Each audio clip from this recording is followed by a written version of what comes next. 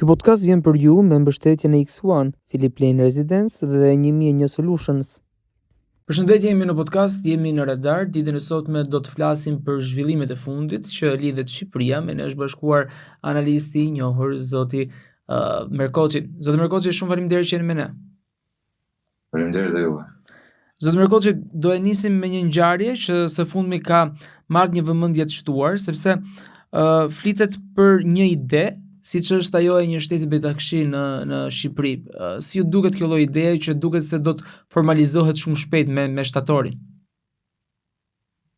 Para herë është një ide e cila do fusi përçarje në besimet fetare në Shqipëri, që deri më sot kanë qenë besime në unison, nuk kanë pasur kur konflikte, dhe do t'ja hapi rrugë për ndërtimin edhe shteteve të tjera, si që mund të ndërtoj shteti ortodoks, shteti mysliman, e tjera. Po kjo është një kërkesë e Izraelit, drejtuar Ramës. Dihet marrëdhëniet që Rama ka krijuar me Netanyahu, kryesisht me Netanyahu. Dhe është një dëm të shtetit shqiptar. Dëmi është më i madh pasi Shqipëria duhet të lëshojë territore, në të njëjtën kohë që në Kosovë bëhet një luftë për mospërshimin e territorëve, në Shqipëri ne lëshojmë territore. Kuptoni një gjë që krijimi i një shteti do të thotë që ti t'i japësh territorin atij shteti dhe nuk ke më drejta asnjë të drejtë ka shi atij territori, nëse ti e lejon të lloj shteti. Dhe pjesa tjetër është geopolitika, e cila Rama kërkon nëpërmjet krijimit të shtetit bektashian të krijojë qendrën e shiitëve në Shqipëri, gjë që është në kundërshtim me popullsinë, sepse ne nuk kemi një popullsi të madhe shiite në Shqipëri. Në të njëjtën kohë kur pjesa më e madhe dihet është në lindjen e mesme dhe edhe duke përfshirë Turqinë janë kurdët, pjesa tjetër janë Irani, Pakistani, Omari, Katari, pra Libani, Libia, janë shtete të cilët janë me popullsi të konsiderueshme shiite dhe ne që nuk kemi absolutisht asnjë lloj ndikimi tek këta shtete, ne kërkojmë të ndërtojmë një shtet brenda shtetit shqiptar, domethënë.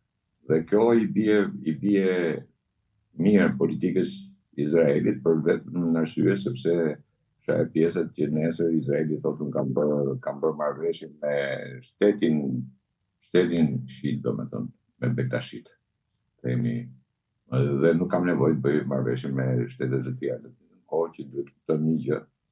Ju thatë në shtator, por që ta ndërtosh këtë shtet, e para duhet të ndryshosh kushtetutën, sepse kushtetuta e Shqipërisë nuk e lejon një gjë të tillë.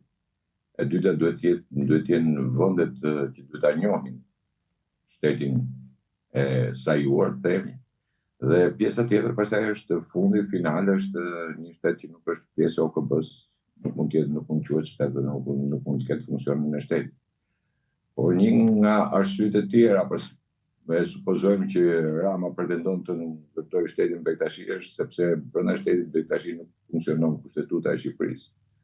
Mund të pastrohen para mjaft mirë për sa kohë kanë nxjerrë edhe se çfarë monedhë do përdorin. Pra, ti si shtet nuk mund ta kërkosh, nuk mund të kërkosh bankës bektashiane për paratë e futura, për monedhën që përdor, të del jashtë kontrollit, se thash del jashtë kontrollit si territor në gjithë varësinë e saj. Kështu që është për mua ngelet një çashkë e Ramës e paralizuar. Rama e hedh në momente më kritike të situatës që po kalon Shqipëria, qoftë ekonomike, qoftë edhe politike. Kështu që më duket pak nonsens ky lloj diskutimi që po bëhet në këtë lloj forme. Mos harrojmë se të ndryshoj kushtetutën Ramës i duhen edhe 94 vota, gjë që nuk i ka. Dhe nuk besoj se opozita do bie para kësaj dhe do ta votojë të ndryshimin të kushtetutës, gjithsesi është edhe gjykata kushtetuese më pas. Por nuk kjo është thjesht një ide e Ramës, qoftë nga pikpamja politike, qoftë geopolitike, qoftë edhe ekonomike, ku në të shtet bektashi pastaj mund të strehohen fare thjesht ata kriminalët e famshëm të Shqipërisë. Rama kërkon ta shkëputësi këtë pjesë të themi minoritet bektashian që ndodhin në Shqipëri nga pjesa e Shqipërisë, në të njëjtën kohë kur duhet të jemi realistë që pjesa bektashizmit ka luajtur rolin kryesor në Shqipëri për sa i përket sidomos pjesës nacionalizmit, ka qenë flamurtar temi i nacionalizmit, jo se fetet tjera nuk kanë qenë, por bektashizmi ka qenë duke figuruar që me Naimin e Samiunet e tjerë, duan Konica, janë shumë, janë shumë fonde emra dhe figura të kombit shqiptar që kanë luftuar për kombin dhe nuk kanë luftuar për fe, por realisht kanë qenë pjesë, por kur nuk kanë përdor, nuk e kanë veçuar si bektashi apo si muslimanët apo si katolik, ashtu si ka ndodhur edhe me Fishën, por gjithmonë gjën e parë që kanë vuar në primare ka qenë kombi. Kështu që ta ndash tashmë këtë pjesë dhe ta veçosh apo ta heqësh nga trungu mëm është një tradhti që mund të bëhet kombi shqiptar.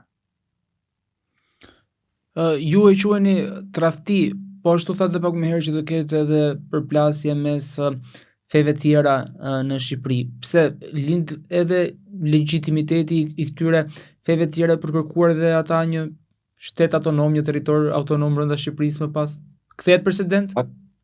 Patjetër, kemi ortodoksët për shembull nuk kanë një shtet ortodoks, ka patriarkun, por nuk ka shtet, siç e ka Vatikani. Musliman për shembull nuk kanë shtet musliman. Normal, është drejtë e gjithkujt pastaj ta kërkojë. Ky është coptimi i Shqipërisë. Nuk e di se çfarë mirë i sjell Shqipërisë dhe kombit shqiptar ndërtimi i një shteti bektashi. Se mos harroni se nëse ti ndërton një shtet bektashi brenda territorit shqiptar, po këta bektashit ka dhe në Kosovë, ka dhe në Malzi, ka dhe në Maqedoni, që janë pjesë e këtij sistemi. Kështu që si mund të arrish ti të ndërtosh këtë lloj shteti? Dhe gjëja kryesore thash është kush është e mira që përfiton kombi shqiptar në një kohë kur ne luftojmë me idenë, ashtu siç kanë luftuar parët tanë, rilindasit tanë, për bashkimin e trojeve shqiptare në një, sot ti del dhe thua jo, do ta ndaj këtë pjesë territorit, do të krijoj shtetin bektashian. Kjo është skandal. Tradhti, po unë nuk di, domethënë, nuk di çfarë emri t'i vej përveç më thjesht në tradhti kombëtar. Të shkatrosh shtetin tënd, domethënë është nga lini kjo ide, kush e kërkoi këtë? Baba Reshadi për shembull, pas zotit kam pas edhe mikë, edhe kam pas shumë miqësi me të. Kur në çdo diskutim që kemi pas, kur nuk ka pas ndonjëherë idenë e krijimit të një shteti bektashi. Nga doli kjo? Kush e krijoi? Kjo duket ashiqare fare. Që kjo është dore e Ramës dhe jo e bektashive. Sepse nuk ka pasur kur, absolutisht asnjëherë, bektashit nuk kanë luftuar në mënyrë të veçantë. Është quajtur gjithmonë populli shqiptar, janë me kombësi shqiptar. Janë me kombësi shqiptar dhe ta kanë luftuar krah për krah njëri tjetrin, dhe në çdo betejë që ka qenë, në çdo luftë që kemi qenë, nuk kemi qenë ndonjëherë të ndarë. Dhe këtë ka bërë shqiptarin që ka qenë gjithmonë, që ka thënë feja shqiptarit është shqiptaria. Nuk ka thënë feja shqiptarit është muslimanizmi, bektashizmi apo katolicizmi apo ortodoksia, kur? Feja shqiptarit është shqiptaria. Dhe këtë e thon pikërisht ato korrufejt e bektashizmit në Shqipëri. Si mundet të hedhësh poshtë në imin? Si e çojnë në përmend? Prandaj tash kush e ka kërkuar këtë? Nëse do bësh një sondazh me ata që janë bektashi në Shqipëri, nuk kanë për ta pranuar kurrë. Dhe kjo është thjesht loja e Ramës. Ka lidhje shteti bektashi. Nesër ndërtohet shteti musliman. Po me çfarë të drejtë do kesh ti nesër, se e bën precedent si gjithë historia të bëhet presidenti. Komiteti Musliman thotë unë të ndërtoj shtetin musliman. Qa do t'i thush? Jo. Ortodoksët kërkojnë ndërtojnë shtetin ortodoks. Qa do t'i thush? Jo. Se ke bërë president. Për ne po them, këtu është ndarje territoriale gjëja parë. Strehimi se nëse ndërtohet një shtet Bektashit ti nesër si shtet shqiptar nuk ke të drejtë të futesh në atë zonë. Çka do thotë gjithë kriminalët që janë në Shqipëri mund të strehojnë fare thjesht atje. Pra është në tërësinë e gjës, nuk merret thjesht se do ndërtohet një shtet Bektashi dhe po e ndërtojmë. Çfarë po ndërtojmë? Po ndërtojmë me plastelinë në një figurë? Po vizatojmë diçka? Kjo është tejt rastisht kombëtar. Dhe gjë e parë që Rama duhet deklaroj kush është iniciatori i kësaj. Se iniciatori që është për këtë lloj krijimi shtetit automatikisht duhet të dalë para gjykatës, para drejtësisë. Me çfarë tagri ka kërkuar? Me ato që ju lexoni zotë Merkoçi, kush mund të jetë iniciatori? Rama. Automatikisht Rama, nuk mundet asnjë nga komunitetet tona nuk mundet bëjnë asnjë lloj veprimi pa emzan e Ramës. Rama ishte dhe ai që i dha urdhër komitetit musliman për të marrë në mbledhje për të dënuar apo për ta shkarkuar një hoxh i cili doli dhe tha kundër asaj që çuditërisht gjeti hapësirë në media kur deklaroi që 90% e Vlorës kanë qenë izraelit, dhe ai doli me fakte, me dokumenta, me regjistra, doli jo tha. Vlora është shqiptare, pak familje janë. Ne i kemi ndihmuar Izraelit, i kemi hapur dyrën. Fal shtetit shqiptar. Gjermani të vetmin vend që nuk ka prek Izraelit është Shqipëria. Dhe kjo është fal qeverisë, që këta e quajnë qeveri quislinge. Se fal asaj qeverie ne kishim edhe territoret e Shqipërisë. Se kishim Kosovën, ne kishim Çamrin, kishim gjitha në administrim. Ardha e komunizmit në Shqipëri i shkatroi dhe i la jashtë. Përveç Ramës, kush komando këtu në Shqipëri? Kjo është mos e dukshëm, nuk e di se mund dali një njeri që jeton në Shqipëri dhe të thotë që jo, Rama nuk ka dorë në këtë gjë apo në atë gjë. Tu çdo gjë ai po vendos. Ai po shkatron. Po shkatron edhe bashkitë. Kush fej heq? Rama po. Mos kanë dalë kryetarët e bashkive dhe thonë jo, kjo nuk duhet të jetë bashki. Rama e ka po gjithë. Më thoni në një vend, në çdo vend në Shqipëri më thoni që nuk është dorë e Ramës. Zvërneci kujt është? I Ramës. Sazani, i Ramës. A doli Kushtin dhe deklaroi që na u vet afrua kryeministri shqiptar për të bërë investime në Zvërnec. Me zë me figurë. Pra ky njeri po komandon gjithçka. Dhe si mund prandaj kam thënë që ky ka ndërtuar mafia në shtet. Ka ndërtuar mafia në shtet, është e para herë që kryeministri nuk prononcohen për një vrasje të Nordin Ksamil, ati portugezit. Është prononcuar për çdo lloj gjëje. Rritu ta në televizor e podcast sa herë për ditë. Për çdo lloj gjë prononcohet. Për një vrasje të tillë, të një shtetasit huaj nuk prononcohet fare. Heshti. Në njëndën kohë që në Portugali, mediat portugeze po namin. Shkruajnë të gjithë mediat. Dhe ka një irritim për sa i përket asaj ngjarje dhe mos prononcimin e kryeministit të Shqipërisë. Më e pakta duhet të kishte dalë të kishte kërkuar falje. Më e pakta.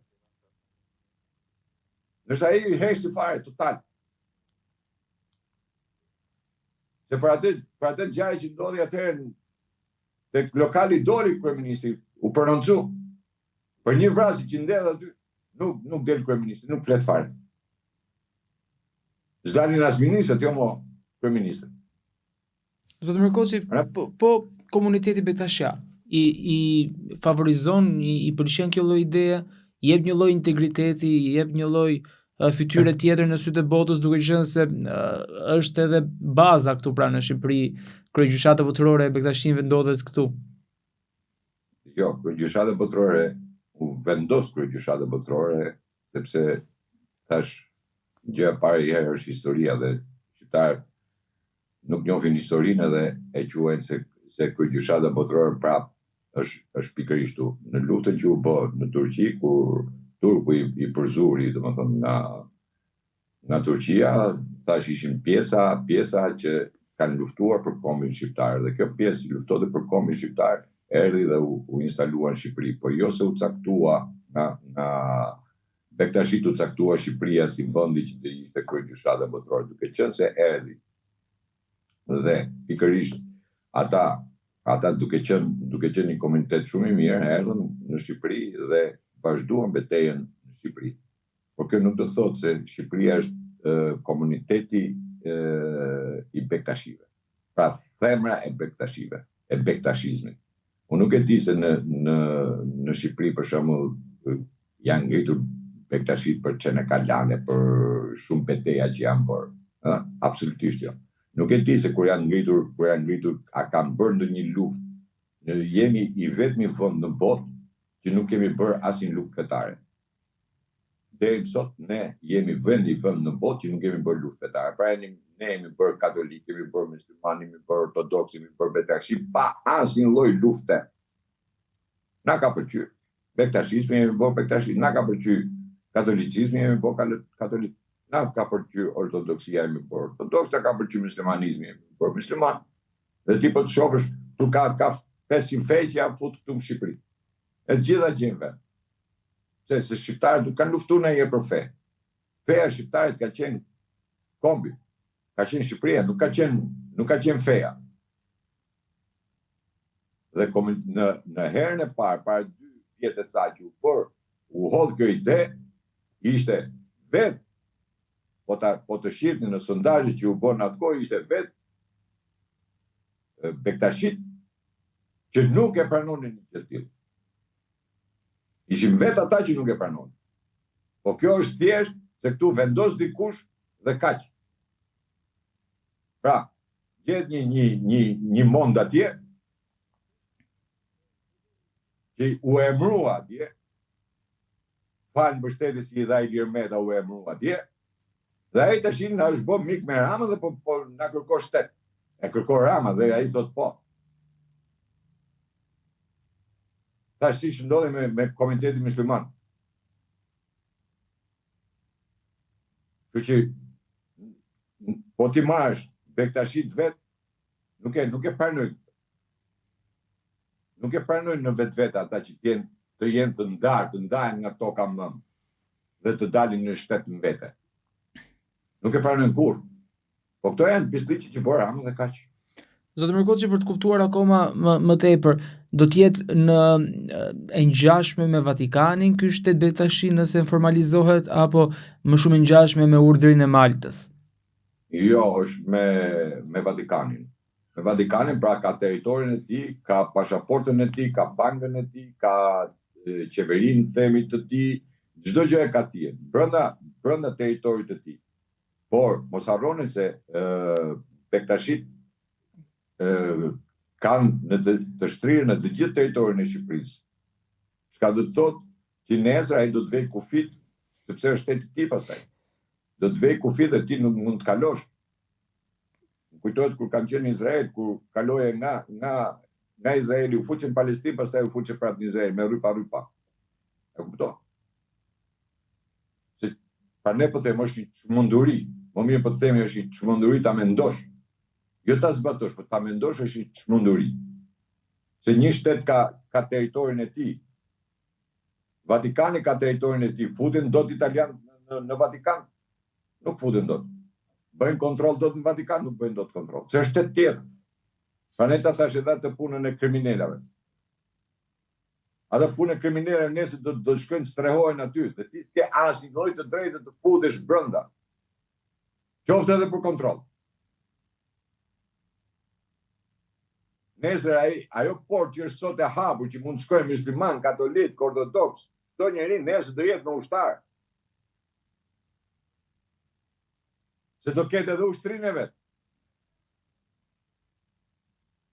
Është shtet, koncepti shtet. Koncepti shteti ka të gjitha brenda. Edhe Vatikani të gjitha i ka brenda.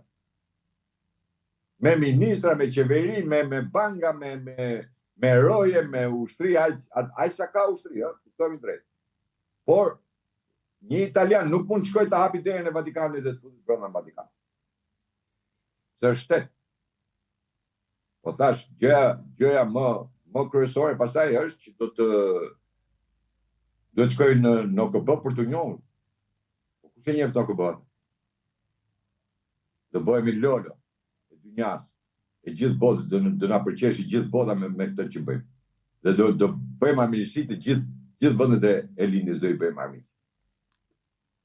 Zotë Mërkoçi, pse nuk ka një lloj transparence lidhur me këtë lloj projekti ideje, nëse mund ta quajmë, nuk e di se çfarë emri mund t'i vendosim, propozim.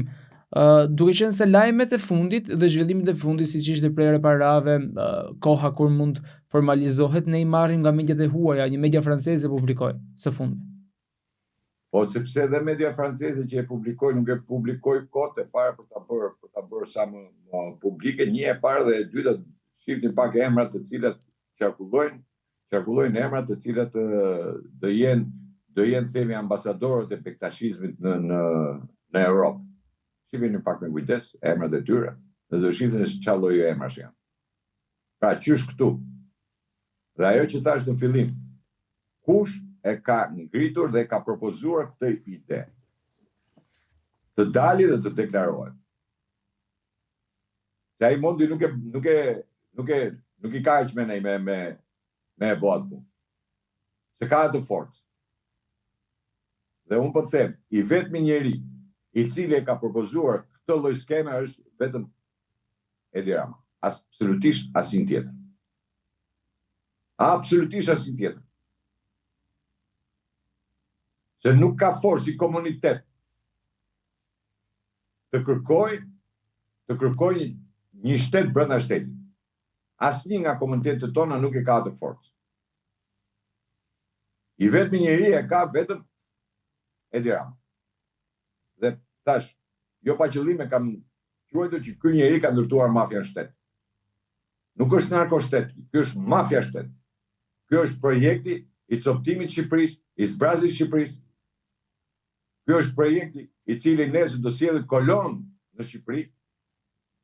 Dhe po ta shihni, sot aktualisht dilin në jug, dilin veri. Shihni se sa kanë ardhur të huaj që punojnë sot në Shqipëri. Dilin, shihni firmat e ndërtimit, sa të huaj ka që punojnë në Shqipëri. Dhe kanë hik shqiptarët. Ky është popullizim i vendit. Shihni lejet e ndërtimit që ka dhënë. Qoftë Karvasta, qoftë në vendet e jugut, ku i quan rezorte, por po të shofësh lejen e ndërtimit, ata janë qyteza, nuk janë rezorte, janë qyteza. Dhe këto mund t'i bëj vetëm një kryeminist, nuk i bën njëri tjetër. Dhe ky kryeminist ka marrë përsipër, ka marrë në dorë ta shkatrojë këtë vend. Dhe pra ne them është qëndrimi i tij një sekond në atë detyrë është fatkeqësi kombëtare. Nuk ka rrugë tjetër. Të dalit të deklarojë. Nga i lindi ideja dhe pse duhet kjo. Se para se të bësh një gjë, do të tregosh ideatorit të mira dhe të këqija. Të mirat edhe të këqija. Atë që kam thënë edhe për Bashkimin Evropian. Shqiptarët do futen në Bashkimin Evropian, thonë ta. Po kush janë të mirat dhe të këqijat, asnjë shqiptar nuk i di. Se s'kan thënë kurrë. Dhe me këtë, nuk tregojnë absolutisht asgjë. Dhe një pyetje të fundit, po. Sa tokë ka Bektashit, sa tokë kanë? Sa sipërfaqe tokë kanë Bektashit? Ma trego do t'jeri se sa sipërfaqe tokë është në komunitetin Bektashian? I vetëm Saran shkosh. Ku është Tyrbi atje, që del direkt ndet, ai vetëm atë rrugë bllokon, ai ta bllokon të gjithë pjesën tjetër. Se s'lejohej me u fut. Je shtet tjetër. E kuptoni, domethënë se çka në Kuzbaban e Vlorës nuk shkon dot më ti. Po nuk do shkosh as në Tomor. Kuptoni, domethënë se po jap vetëm disa pika strategjike. E kuptoni se në çfarë kause dhe në çfarë rrjedhë po e fut Shqipëri. Pra ky është coptim i Shqipërisë. Shqipëria nuk ka absolutisht asnjë lloj përfitimi, përveç se humbje territori. Pa llogarit pjesët e tjera. Po ata nuk e kanë këtë territor që supozohet që do të kenë, pra a nuk është rrethuar kryegjyshata botërore, a nuk është territor prapë i kryegjyshatës, ai ambient që është thjesht e tashmë do të marrë një lloj emri tjetër, do të jetë një shtet autonom. Ku do të jenë ndryshimi në këtë aspekti? Ndryshimi është sepse thash edhe më duket se u thash, deri sot është e lirë, çdo njeri mund të shkojë, dera është e hapur, është territor i përket territorit shqiptar, se duhet të kuptojmë edhe gjë edhe koncepti i pronës. Në konceptin e pronës, ti mund ta kesh pronën, po shkove në 20 centim, pastaj nuk është më e jotja ajo. Prandaj me leje ndërtimi e njërin tjetrën janë rregulluar me ligj gjëra. Dakor? Se nuk je pjesë pronar i kombit. Je pronar i asaj pjesë toke. Është ndryshe ti je pronar i një pjesë toke dhe është ndryshe ti je shtet. Toka ti je shtet i një shteti tjetër. Në momentin që ti krijon një shtet, domethënë koncepti i pronës të shqiptarëve ikën, pronësia kalon shteti tjetër. Pra përgjigjet ai shtet, nëse bëhet një çpim, po themi, pa e marr a priori, po bëhet një çpim nafte dhe aty del naftë. Aty nuk është më i shtetit shqiptar. Ai është i Bektashive pastaj. Nuk e di a kuptuat drejt. Një qartë. Nëse poshtë një gërmimi që ai bën del një arkeologji, është e atij shteti, nuk është e jotja. Përgjigjet ai mund ta shkatrojë, mund të bëjë çfarë do, se është brenda shtetit vet. Dhe ti nuk ke asnjë lloj të drejtë. Dhe ajo që të thash, nëse dera e Bektashive sot është e hapur, mund të shkojë gjithkush, nesër do ketë ushtar. Ti sot mund të shkosh, futesh tek Bektashit, brenda atij komuniteti, mund të shkosh ku dush, nuk thot njeri asgjë. Megjithëse është pronë e tyre, patjetër. Por nuk thot dot njeri gjë. Nuk të ndalon kur. Ndërsa nesër do ketë ushtar këtë derë. Nuk do të lejoj. Është thjesht fare. Sot ti shkon, mund të shkosh të takosh kryegjyshin e emëruar. Nesër nuk e takon dot. Se ai merr rolin e papës, kryetari i shtetit. Pra, një kryetar shtetit ti nuk shkon më të takosh, ti sot shkon e takon si klerik. Nesër do shkosh të takosh si kryetar shtetit. Ky është dallimi. Dhe një pyetje të fundit, zotë Merkoçi, për të ndryshuar paksa temën, po për të folur për protestën. Ne kemi analizuar disa herë që kemi qenë bashkë në intervistë, dhe duket që fjalët tuaja po dalin gjithnjë më tepër. Pra ka një grup në këtë lloj masiviteti. Qëndroj besnik asaj që kam thënë ditën e parë protestës, që kjo është një protestë e cila nuk u nis nga shqiptarët, u nis nga europian. Lufta që u bën ndërmjet apo që vazhdon të bëhet nëpërmjet Europës edhe vetë Trumpit. Shqipëria u zgjodh si fush betej e kësaj, nëpërmjet një proteste u sajua një flamingo apo një incident edhe filloi kjo protestë. Por ajo që më vjen keq sepse shqiptarët edhe pse nëpër media apo në mikrofona tregohen tepër patriot nacionalist, dhe kur vjen puna tek realiteti tregojnë gjë tjetër. Çka do të thotë që vërtet mund ta kenë nisur edhe europianët e kanë nisur, por se do kishte pak shqiptarizëm aty brenda, atë protestë ta kishim kthyer në dobi të shqiptarëve. Pse e them këtë? E them për një arsye të thjeshtë, sepse aty brenda janë shumë grupe. Domethënë që duan të jenë komandant, duan të bëjnë atë që duan, ata kanë qejf të bëjnë atë që bën, edhe por më përfituesit në këtë lloj proteste janë gjykoj se janë tre grupime. I pari janë tre partitë e vogla, pra duke filluar që me Qorin, Llapan nga Groshehajn dhe Sorosit patjetër dhe shoqëria civile që e quajnë ta. Sepse të 5 kërkesat që kanë deklaruar, nuk e dim se nga i morën këto kërkesa, nuk di se kush ja u dha këto kërkesa, por duket që janë kërkesa politike. Domethënë qoftë referendumi, qoftë financimi partive, kodi zgjedhor, janë kërkesa politike që i kërkojnë partitë politike, nuk i kërkojnë popullit këto. Rama i jep dorëheqjen është thjesht dëshirë, nuk është kërkesë, pra nuk futet kërkesë, po futet këtë dëshira. Dhe ajo që është kryesorja është që në të protestë, edhe pse quhet proteste rinisë e popullit, nuk ka asnjë kërkesë ekonomike. Një qeveri nuk bie pa kërkesa ekonomike. Një qeveri nuk bie nëse ti nuk i ve kushte dhe afate. Supozojmë edhe me këto 5 kërkesa, nëse do t'i marrim edhe po të themi kush janë afatet, sepse çdo protestë ka përshkallëzim. Pra nga protesta kalohet në revoltë. Dhe që ti ta justifikosh përshkallëzimin e protestës, ti duhet të kesh vend afate përsa i përket kërkesave tua. Supozojmë nëse ti thua brenda 10 ditëve nuk ma plotson këtë, atëherë unë do vazhdoj përshkallëzimin e protestës. Kështu që këtu nuk e kemi këtë.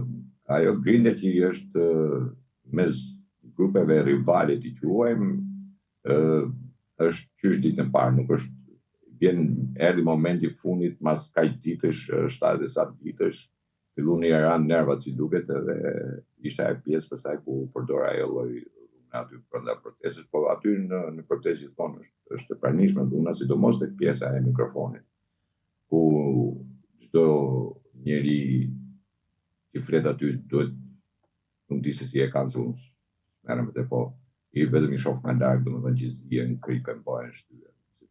Ide kanë, është një protestë e cila është jashtë çdo logjike të protestës, sepse në 80 ditë aty mund të kenë folur 900 vetë. Nuk ka protestë në botë që mund të flasin 900 vetë në një protestë. Protesta ka një grup organizator i cili edhe sot e kësaj dite nuk deklarohet se kush është. Kush e thret këtë protestë? Kush firmos për këtë protestë atje te policia që merret leje? Kush mban përgjegjësi për këtë protestë? Aty dalin dhe thot grupi organizator, thot ai, po se kush është grupi organizator, ti nuk e di fare. Ti si protestues nuk di fare se kush është grupi organizator. Dhe grupi organizator, po shohësh aty dalin gjithë. Pra gjithë janë grupe organizator, asnjëri nuk është. Më tepër ngjajnë si ata grupet komuniste, dhe ilegale. Krijoshin grupi punë, grupi zjarrit, grupi këtij grupi, po nuk dilshin. Dhe gjykoj se në fund ajo të përfundoj në një subjekt politik. Qartë. Zoti Mërkoçi, shumë falim. Po. Njerëz aty brenda që janë njerëz të thjeshtë, që nuk kanë sinqerisht nuk kanë lidhje as me Soron, as me këta grupime, por është një pakicë shumë e vogël, e cila ditës bëhet akoma tepër se shkënjehen pikërisht nga këto skena, nga këto gjëra, sepse njerëzit edhe lodhen, edhe bëhen protestat në të gjithë botën, nuk mund të shkojnë më tepër se një muaj.